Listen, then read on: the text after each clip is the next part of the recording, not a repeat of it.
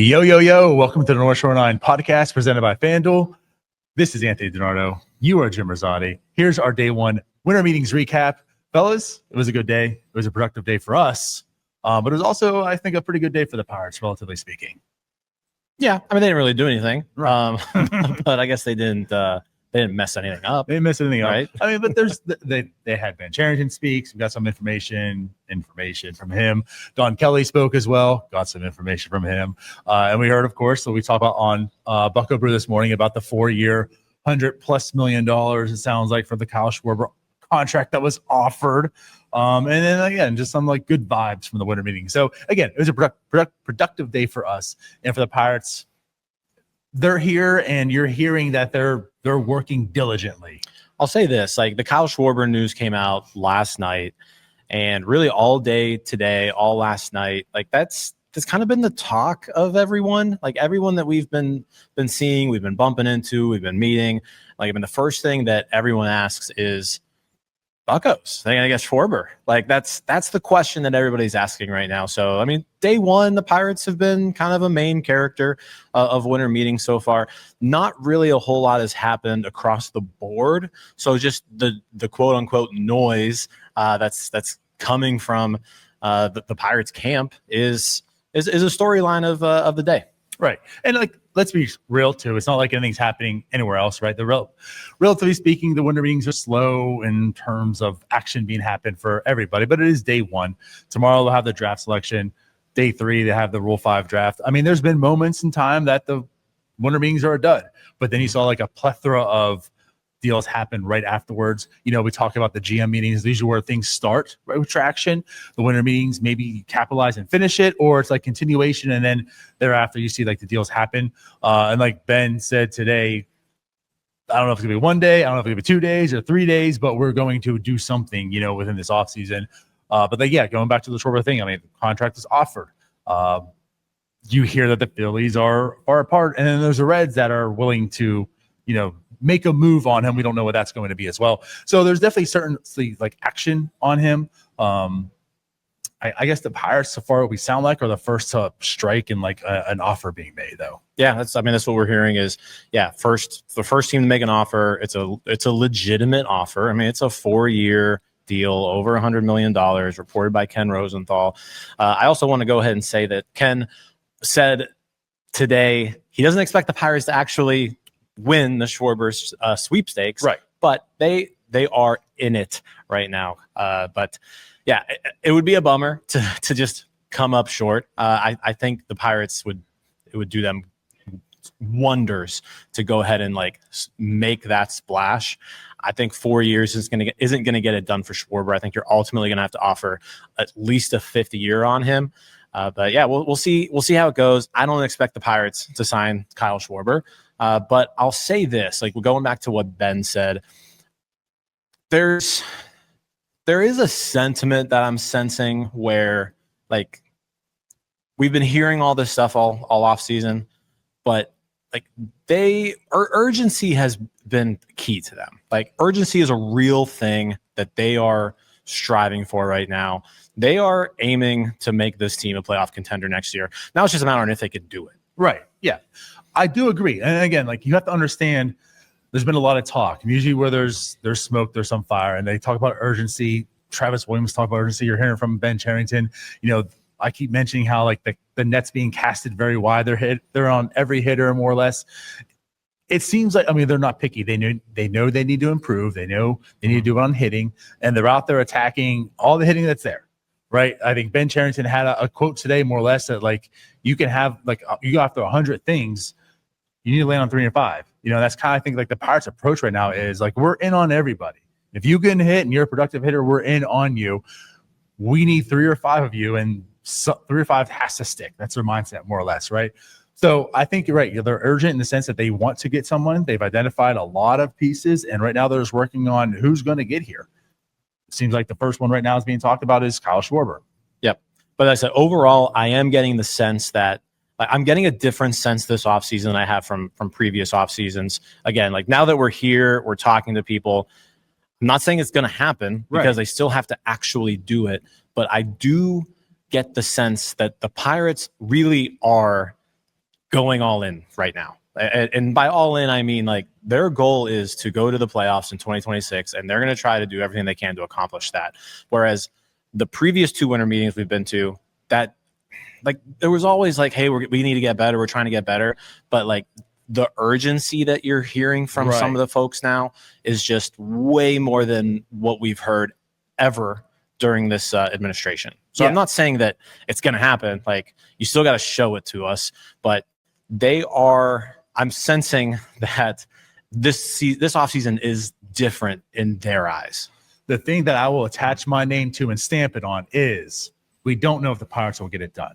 I don't know if they're going to do everything they can to get it done. But what I do tell you is the vibe is different. You know, past off seasons, it was internal improvements. And then here's this 1-year deal. Here's this other 1-year deal. I think they've identified we need external help. We are going to attack it. We're hopeful that we'll get it, right? Something's got to stick. And again, they have $30 million to spend. Like that's going to happen, right? How they utilize that, that's what's going to determine if they're really a playoff contender or not. Things will happen. The mindset is a little bit different. We don't know how the execution is going to play out. That's the biggest part of this whole thing.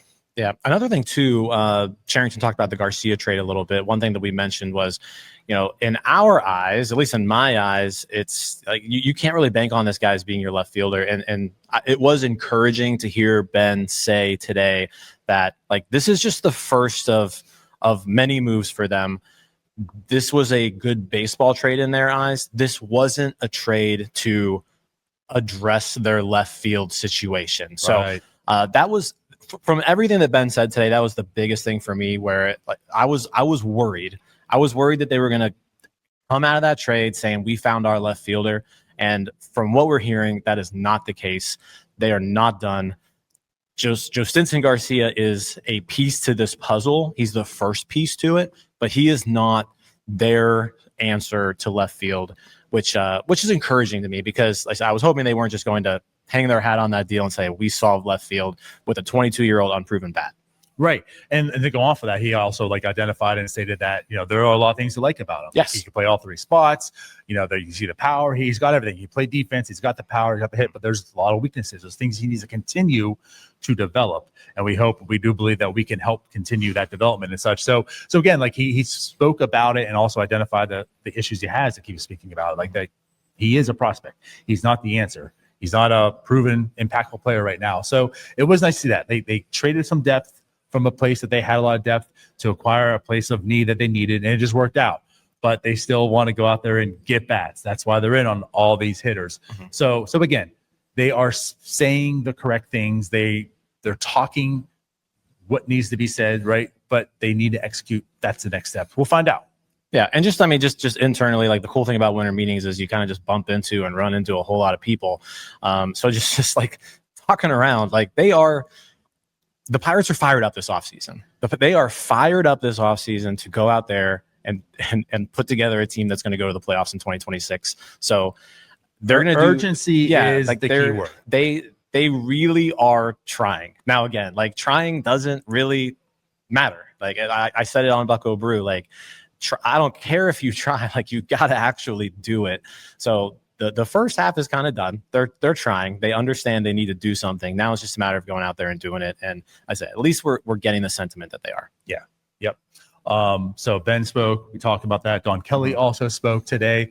I felt like I didn't really take too much away from that. Also, just questions about like last year, how you're going to improve this year. There's a lot of stuff that we didn't really hear already with, but yeah, I mean, I guess the things I took away from Don Kelly's presser was like he's in a unique situation where like he grew up in Pittsburgh. He knows what this team can look like when it is successful. And you know, he mentioned, you know, how just like thinking about this team being a winner just like gives him chills. Yeah, and so that was cool to see because it's the same way. Again, he talked about like the blackout game. Yeah, like it's the same thing with bring us. That back. Like you think about that 2013 wild card game, and yeah, you get chills like that. If you were there and experiencing that, like it was an incredible moment, and it's like you want to get back to that so bad. And he at least recognizes that, which is neat. But like I said, now it's just a matter of going out there and doing it. So like I said, that's kind of the theme of the meetings that I've seen so far. Day one, it's like they really are serious about this in terms of their mindset. Yeah. Now it's just a matter of like going out there and executing the plan. Right. Absolutely. Yeah. I guess other things to note, not much on Endy. Yeah, not really much The information on Endy is there really is no Yeah. updated information on Endy. Spencer Horowitz, they want him to play first base. He's open. He's played second base before. I guess if the chips fall and that's what will happen. That's what happens. But Don Kelly pretty much envisions him as a first baseman. Yeah, Kelly mentioned that like he's a good first baseman, so preferably he's there. But Right. he also said that like if they need to do something creative with him because they're bringing in a bat, they can do so. So yeah, it was. I think Don Kelly's also going to be talking tomorrow along with Ben Cherington, so we'll hear from them again. This isn't the only time we'll hear from them. But yeah, I mean overall, the Pirates were a big story today. They were. Yep. So that pretty much wraps up our day one. We had plenty of content. If you already missed it, like we said, Bucko Brew. We had an AMA with Pittsburgh Post-Gazette beat writer Colin Breezy. We had Sax Boy on with us. Those were our AMAs today. And then we also, tomorrow we've got quite a few ones planned as well. The draft lottery is tomorrow, so we'll have some coverage of that. Pirates have the third best odds in the draft lottery. I don't know. I'm making a prediction right now. I think the winter meeting script has the Pirates getting the first overall pick. I'm putting it on the record. I think that's in the script. I think the Pirates get the first overall pick. And that'd be fun. I mean, yeah. Could this not be the most piratey winter meetings that the Pirates are the talk of winter meetings? They come in here with all the smoke. They get the number one draft pick. They leave here literally doing nothing, but being the talk of winter meetings. Yeah. It'd be the most piratey thing. So I'm with you that they're going to get the number one pick. So everyone's pumped up, hyped up, talking about the Pittsburgh Pirates while the Pittsburgh Pirates leave doing nothing. Yes. But no, we're excited. So again, tune in tomorrow. We'll have plenty of that. And of course, on Wednesday is the Rule 5 draft. The Pirates could essentially literally do nothing there as well. Yeah. I mean, they might not draft anyone right now. They might not draft anybody. They might not have anybody drafted. Right. So, but yeah, stay tuned. Hit that like button. Hit that subscribe. Follow us on all of our socials and hit the bell because you'll be notified when we go live, which could be quite a few times this week. That's it. That's it. So we'll see you guys later. Bye-bye. See you guys.